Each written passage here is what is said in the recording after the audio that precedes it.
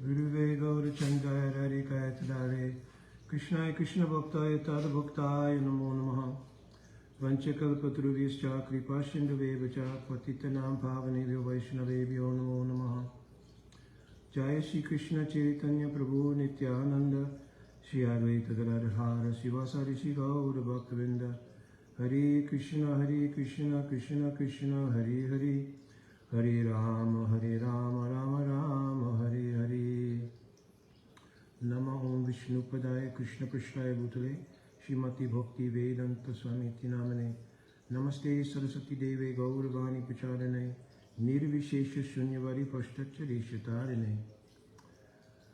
So today on this Divine Appearance Day, which is Nandotsav as well, of our Divine Grace Srila Prabhupada, I thought something I have not done in the past, which is to take the time to have the ability to speak a little bit about the glories of our Srila Prabhupada. There's no way I can touch the actual glories of Srila Prabhupada, no more than I can touch the glories of any of our great Mahabhagavat devotees. But it also gives me a chance to do some personal reflection and to combine the two things. So maybe 1972 or 1973, my uncle, who was a disciple of Paramahansa Yogananda, he wanted to know how Krishna's pastimes ended. And he had me call the Brooklyn Temple, which was located at 439 Henry Street in Brooklyn at that time. And the devotee on the phone mentioned that they don't really speak about those things, but there were several books that I could acquire, and that may give me some insight. So my uncle gave me $50, and we called a gypsy cab. This is prior to Uber and Lyft, so back at those days it was a gypsy cab, which was pretty much the same thing. So at any rate, I went to the temple there on Henry Street and got the books and brought them back. And of course, as soon as you open any of the books, there was the picture of Srila Prabhupada. So our Srila Vishwanath Chakravarti Thakur Prabhupada has mentioned Adol Shraddha. That Adol Shraddha means prior to developing faith, some contact with a pure devotee. And not only contact with that pure devotee, but some favorable mood towards that pure devotee. That gives one the Sukriti Phal, the fruit of piety, to then come into the arena of Bhakti Shraddha. So that day perhaps, by simply serving the mission of Srila Prabhupada in that simple way, may have been, at least in this life, the beginning of my sojourn in Bhakti. My uncle and I, of course, scanned through the book several times, and each time we opened any book, of course, the effulgent divine form of Srila Prabhupada was there. And I remember having the consciousness not to put the books on the ground or put them on a chair or anything else. So, you know, we almost like created a small, where my uncle had all of his teachings from the science of self-realization and all of that, we made a space for the books there. So I also became inspired to attend. The devotee told me every Sunday they had a program, so I went to the program the following Sunday, then the following Sunday. Anyway, long story short, sometime in 1972 or 1973, Srila Prabhupada came to visit that very temple on Henry Street. And of course, I made it my business to be there and to be there early. And I remember sitting on the staircase, because as you come into that temple, there was a staircase that led to the second floor where there was a gift shop, and that's where Tulsi Devi's room was and several things like that. And then to the left was the temple room and Srila Prabhupada's Vyasa-san, etc. So anyways, the crowd was overwhelming coming into the temple. Many of the sannyasis, those who traveled Srila Prabhupada, and those, of course, who came to New York. And I guess at that time, that also was the home of the BBT and many other things. So there was just a lot of devotees in general there, as well as guests and so forth. So at that time, when the crowd surged in, I called myself being courteous. And as people came in, some people went into the temple room and some people went down that hall, and then some other people began to get towards the staircase. So I began to move up the staircase to accommodate the devotees as they came in, because I saw that there were some who had on saffron and were carrying dandas, so I thought it was a respectful thing. So I started to move up the staircase. So many people came in that I found myself on the second floor, and one Mataji there, I'll never forget, she wore white, she was elder, and she said, oh, you're not going to go down to see Srila Prabhupada? And so I immediately made my way back down the staircase. Of course, I couldn't fit in the temple room at that time because there's so many devotees were in there, but I sat at the staircase. From the angle of where I was sitting, I could look in and see the Vyasa-san and see and hear Srila Prabhupada. So again, I take it that was Adon Shraddha, and then finally getting a contact with actual Sadhu Sangha. So I've spoken many times that our Srila Prabhupada, it's an exceptional phenomenon that, you know, you only experience once in the sequence of Sri Krishna's appearance, then the appearance of Mahaprabhu. The appearance of a sane Pratibhakta like this is a once in a day of Brahma probably type of phenomenon. Every period of time, there's always pure Vaishnavas on the planet. We have to keep that in mind. Srila Bhaktivinoda Thakur said, or Srila Bhakti Siddhanta, that if anyone thinks that there's no pure devotee on the planet, then that's an atheistic mentality. But Srila Prabhupada was the personification of the prophecy in Chaitanya Bhagavata Sriman Mahaprabhu. That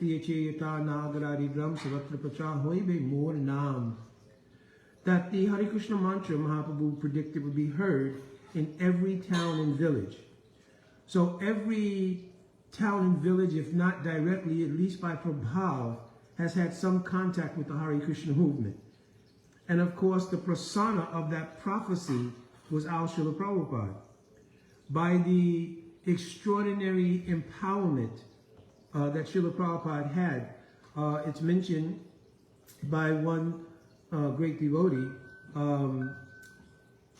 Guru Avyagya Sirasidharane Shakyavesha Swarupine, that our Srila Prabhupada took so seriously the order of Srila Bhaktisiddhanta Saraswati Thakur. He took a Vaish in that order, and being so absorbed in that order, Srila Prabhupada became the direct empowerment of Nityananda Prabhu. Now I've heard devotees actually say, well, no, that's kind of minimizing Srila Prabhupada. But that means you don't have a really good understanding. Because for Sri Nityananda Prabhu to become a Vaish in someone is an extraordinary thing.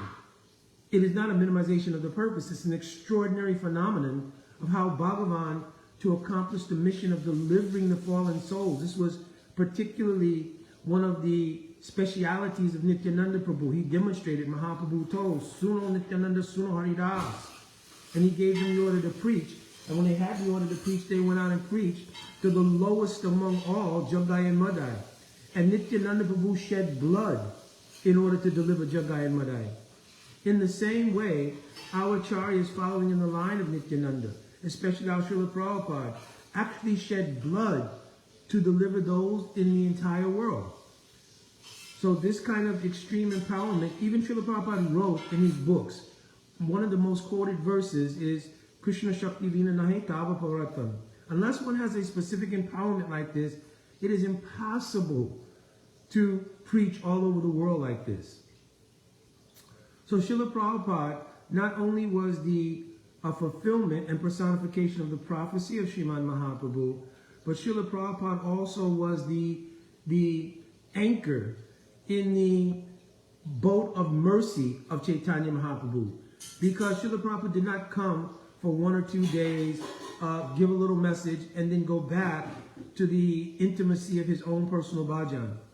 Srila Prabhupada anchored himself in the places and in the hearts of the millions of disciples and followers. He anchored himself in their hearts.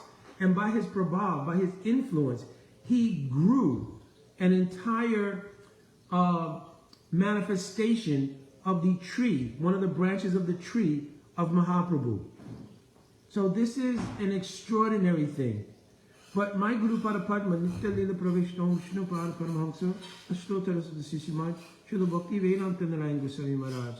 He's mentioned sometimes because of the extreme manifestations of Srila Prabhupada's mercy and Srila Prabhupada's spiritual prabhav, his spiritual influence, you can see all of the things, hundreds and temples, restaurants, farms, thousands of devotees and millions of followers, the unlimited voluminous writing, and the translation of all of those works. So you can see all of those things, and we tend to look sometimes at the glory of Srila Prabhupada from the angle of what he manifested. But Srila Gurudev gave a very deep statement. He said, sometimes it's easy to see how high a mountain is, but it's difficult to see how deep into the earth the mountain goes. So in the same way, Srila Prabhupada, though we saw all of the external accomplishments and realized the greatness of Srila Prabhupada as a result of witnessing these things, the depth of Srila Prabhupada, still nobody can understand. This, our Srila Prabhupada, in the Rasastali in India at Radha Damodar Temple, directly was absorbed and having darshan of Sri Rupa Goswami and Sri Rup Manjari. Our Srila Prabhupada had miraculously imbued a program which was so deep. When you, and I've given class on this so many times, when you look at the program that Srila Prabhupada gave to his disciples and followers, the beginning of doing Saranagati in the morning when you wake up, singing the Guru Astakam of Srila Vishwanath Chakravarti Thakur, then going to Tulsi and doing Tulsi Pratna, Tulsi prayers and Tulsi Parikrama, right? All of these things have so much deep mood. Before Srila Prabhupada was giving his Srimad Bhagavatam class, as his udipan, as his stimulus for entering into the mood to speak Srimad Bhagavatam, he would chant Jaya Radha Madhava Kunja Bihari. Such a deep, deep bhajan. Such a deep bhajan. So Srila Prabhupada simultaneously cast such a wide net that he caught all kinds of people from every social strata, race, cultural background, rich, poor, every feasible category of human existence. He cast this wide net by his mercy and brought them into the fold of Mahaprabhu's Kripa. At the same time, Srila Prabhupada in his writings and in those who caught his inner mood, he distributed exactly what Mahaprabhu came to give. Anarpita chirim chilat karunavatina kalo sumatpaitam unata ujwalarasa swabhakti sriyam. He gave the deepest thing, which is Radha Dasyam, Manjari Bhav. Of course, in the course of distributing that, he gave everything else too. That's those in Sakya Rasa. He gave entrance into those who may have interest in Vatsalya Rasa. But he also gave the depth of Mahaprabhu's gift to the world, which was Radha Dasyam, the highest thing. If you read Chaitanya Charitamrita, even Adi Leela chapter 4, one chapter only, you'll see the magnificence of Srila Prabhupada's gift to the world. Where would we be? Sometimes devotees, they've been practicing Krishna consciousness 10, 20, 30, 40, 50 years, even more sometimes. And sometimes we're still looking for the ecstatic moods that are supposed to be part of bhakti. And of course we may, in earnest, analyze that, no, I've just not reached that level yet. But there is a level which we have reached, which is available to us. To become absorbed with emotional content. That's when we have absorption in the Acharya Lila. When you think where you were and how Srila Prabhupada saved your life, if a tear doesn't come to your eyes, then perhaps you need to reassess your entire involvement in bhakti. You cannot fathom where you would be if it was not for Srila Prabhupada. You can't fathom the nature of the life-saving that went on. Srila Prabhupada didn't save a physical life only. Srila Prabhupada saved the actual soul. Many people who maybe either save someone's life, I've had that opportunity in my professional career, right, to save someone's life, right? People are indebted to you forever for something like that, for saving their body. What kind of debt is there when someone saves the soul? Oh, Mukunda, why are you saying save the soul? The soul's eternal. The soul can't die. The soul doesn't wither by wind or become burned by fire. No. But you would never understand that eternality of the soul. We would never have understood the nature of the soul. We would have never understood that the actual destination of the soul, its actual duty, its constitutional posture is to serve God. If Srila Prabhupada had not broken the inextricable absorption in Maya, which is called Abhinivesh, no one's life would be the same. No one's life would be what it is right now. I'm speaking for those who've entered the process of bhakti, obviously. So what kind of glorification, what kind of anything can you give to someone who saved your life in the deepest way? So on this day, I'm only praying that Srila Prabhupada in his Nitya Lila, Srila Prabhupada has not died, none of our acharyas have died. They've entered into Nitya Lila. Nitya Lila Pravishta Om, Vishnupad, etc. So Nitya Lila means they're doing one-pointed, absorbed bhajan in their Siddha Sharira, in their spiritual bodies. Any sincere follower and disciple of Srila Prabhupada, if he does deep bhajan, can still have association with Srila Prabhupada. And I'm not espousing Ritvik philosophy or anything like that here. I don't accept the Srila Prabhupada. That was his intention. What I am saying is that those who do deep bhajan, we have the history of Dhyana Chandra Goswami and Gopal Guru Goswami. We have the situation of Lokanath Goswami and Narottam Das. That a disciple, when they do deep mood of bhajan, then though Gurudev is in samadhi, he gives inspiration to that disciple to grow in bhakti. And of course, he simultaneously appears in another Siksha Guru or in another person who helps you to grow in bhakti.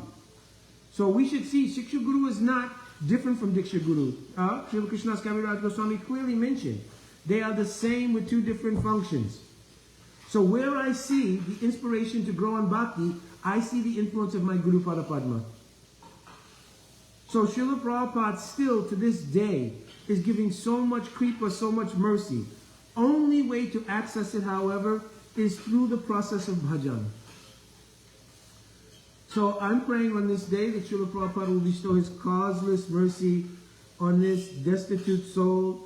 I feel very blessed that I was able to render any kind of service by his mercy, and that he has brought me to the lotus feet of my Guru Pada Padma, Srila Bhakti Vedanta Narayan Goswami Maharaj, and has given me some entrance into the actual wonder of Mahaprabhu's great dispensation of this path of bhakti.